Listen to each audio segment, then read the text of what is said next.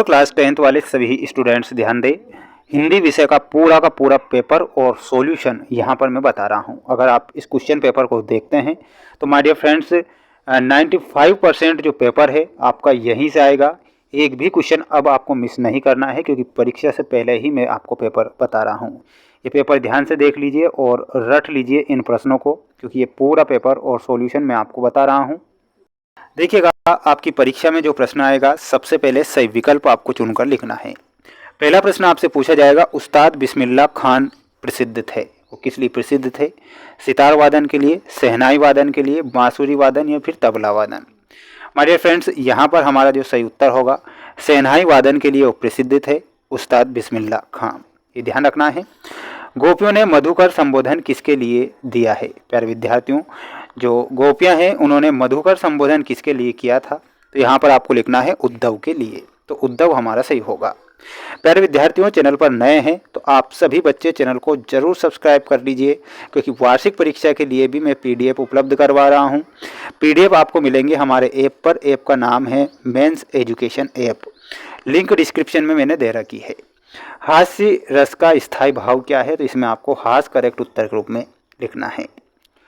वहीं अगला प्रश्न आएगा, परशुराम को व्यंग्य भरे उत्तर किसने दिए थे? तो परशुराम को व्यंग्य भरे जो उत्तर थे वो लक्ष्मण ने दिए थे, तो यहाँ पर आपको लक्ष्मण करेक्ट उत्तर के रूप में लिखना है। बाल गोविंद भगत पाठ किस प्रकार की समस्याओं पर प्रहार करता है? प्रश्न आपसे पूछा गया है कि जो बाल गोविंद नामक पाठ पढ़ा था आपने, वो किन समस्याओं पर प्रहार करता है? तो इसमें आपको लिखना है रूढ़ियों पर। नागार्जुन का वास्तविक नाम क्या था? तो नागार्जुन का वास्तविक जो नाम था वो था वैद्यनाथ। क्या था? नागार्जुन का जो मूल नाम था वैद्यनाथ मिश्र, इनका मूल नाम था, तो वैद्यनाथ आप करेक्ट उत्तर करेंगे। वहीं अगला प्रश्न आएगा, परीक्षा में ध्यान से देखिएगा, जिसमें आपको रिक्त स्थान दिए गए हैं। उत्साह कविता में कवि बादलों को जोर से को कहता है, तो क्या कहता है? जोर से गरजने को वो कहता है, तो यहाँ पर आपको लिखना है गरजने को। रामचरितमानस एक है, तो रामचरितमानस क्या है? रामचरितमानस एक महाकाव्य है, तो यहाँ पर आपको महाकाव्य करेक्ट लिखना है। संगतकार के कवि कौन हैं? तो संगतकार के जो कवि हैं वो है मंगलेश डबराल, तो यहाँ पर आपको लिखना है मंगलेश डबराल।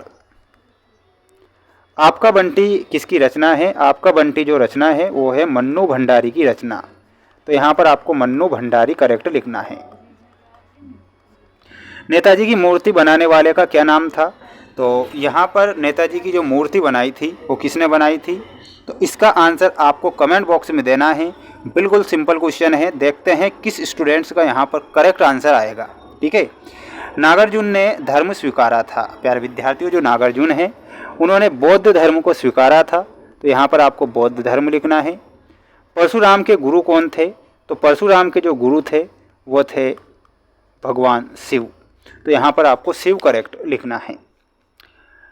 इसके बाद में यहाँ पर आप जोड़ी देखिएगा, ये जोड़ी आ चुकी है पूरी जोड़ी और आपकी स्क्रीन के सामने है। देखिएगा, यहाँ पर आपकी जो जोड़ी है संज्ञा की विशेषता में विशेषण से मिलाना है। हंस पत्रिका, हंस पत्रिका जो थी प्रेमचंद के द्वारा लिखी गई थी। भृगुसुत में आपको परशुराम से मिलाना है। नेताजी का चश्मा, ये स्वयं प्रकाश जी द्वारा रचित पाठ है। रसात्मकम वाक्यम काव्यम, तो ये आचार्य विश्वनाथ के अनुसार। माता का अंचल, ये शिव पूजन साहित्य से आपको मिलाना है। ये आपकी जोड़ी है और जोड़ी के नंबर करेक्ट हो चुके हैं। अब आप इसका एक स्क्रीनशॉट ले सकते हैं। इसके बाद में यहाँ पर अगला प्रश्न देखिएगा। अगला प्रश्न है जिसमें आपको एक वाक्य में उत्तर देना है। प्यारे विद्यार्थियों, प्रश्न आपसे पूछा गया है, अर्थ के आधार पर वाक्य के कितने भेद होते हैं? तो अर्थ के आधार पर आपसे पूछा गया है, तो इसमें आपको 8 भेद बताना है। कवि अपना पाथेय किसे मानता है? तो इसका आंसर आपको कमेंट बॉक्स में देना है। सप्तऋषि में द्विगु समास होता है। हिमालय की तीसरी सबसे बड़ी जो चोटी है वो है कंचनजंघा, तो इसमें आपको लिखना है कंचनजंघा। मन्नू भंडारी ने अपनी माँ की तुलना किससे की है? तो यहाँ पर आपको लिखना है धरती से। मूर्ति का चश्मा कौन बदलता था? तो इसमें आपको लिखना है कैप्टन। वाक्य में किसी बात पर जोर देने वाले शब्दों को क्या कहते हैं? तो उन्हें निपात शब्द कहा जाता है। तो यहाँ पर आपको निपात शब्द लिखना है। इसके बाद में देखिएगा सत्य असत्य वाले प्रश्न जो आपकी स्क्रीन के सामने हैं। कार्तिक आते ही बाल गोविंद भगत प्रभाती गाते थे, ये बिल्कुल सही है। रामचरितमानस अवधी भाषा में कृष्ण ने गोपियों के लिए प्रेम का संदेश भेजा था, यह सत्य होगा। कविता का अनुसार फसल सूरज की किरणों का रूपांतरण है। मुख्य गायक का स्वर चट्टान जैसे भारी और गंभीर था। बिस्मिल्लाह खां को भारत रत्न पुरस्कार दिया गया था, तो ये भी सत्य है। स्क्रीनशॉट ले लीजिए और सभी प्रश्नों के आंसर 23 ही प्रश्नों के आंसर आपको ऐप पर मिलेंगे। ऐप की जानकारी मैं पहले दे चुका हूँ। ऐप का नाम लिख लीजिए सभी बच्चे अपनी कॉपी में, मेंस एजुकेशन ऐप। इस ऐप पर आपको वार्षिक परीक्षा के पेपर भी उपलब्ध हैं, तो आप अच्छे से वहाँ पर जाके पढ़िएगा। और ये पूरा पेपर मैं बता चुका हूँ। 23 ही प्रश्नों के आंसर शीट भी वहीं पर उपलब्ध हैं। मिलते हैं नेक्स्ट वीडियो में।